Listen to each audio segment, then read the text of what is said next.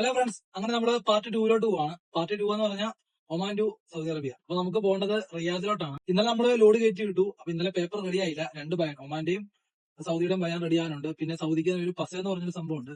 അപ്പം പസ ഇതുവരെ ആയിട്ടില്ല. നമ്മള് ഓൺ ദ വേ ആവുമെന്നാണ് പറഞ്ഞത്. അപ്പൊ അവിടെ എത്തണം എന്തായാലും ആവും. അപ്പൊ ഒരു ടൈം പറയാന്ന് പറഞ്ഞു. അപ്പൊ നമ്മള് ഇവിടുന്ന് ഇറങ്ങി ഇനിയിപ്പോ പയ്യെ അങ്ങോട്ട് പോവാണ്.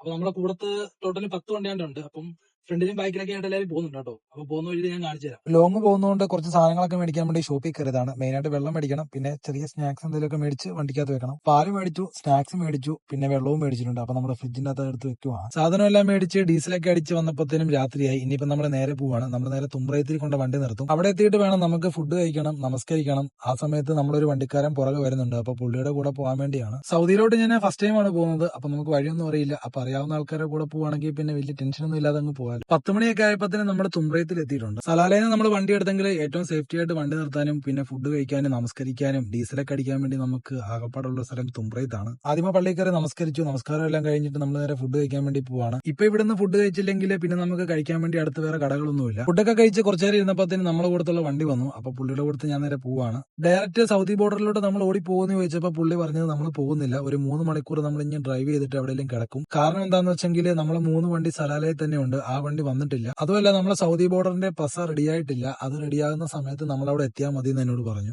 സലാലയിൽ നിന്ന് നമ്മൾ ഒരു 500 കിലോമീറ്റർ ഓടിയിട്ടുണ്ട്. അപ്പൊ നമ്മൾ ഇപ്പൊ ഉറങ്ങാൻ വേണ്ടി നിർത്തിയിരിക്കുവാണ്. സമയം 3 മണി ആയിട്ടുണ്ട്. 3 മണി, അപ്പം കുറച്ചു നേരം കിടന്ന് ഉറങ്ങണം. ഒരു ഷെൽ പമ്പിന്റെ പാർക്കിങ്ങിലാണ് നമ്മൾ നിർത്തിയിരിക്കുന്നത്. ഇനിയിപ്പോ കിടന്ന് ഉറങ്ങുക.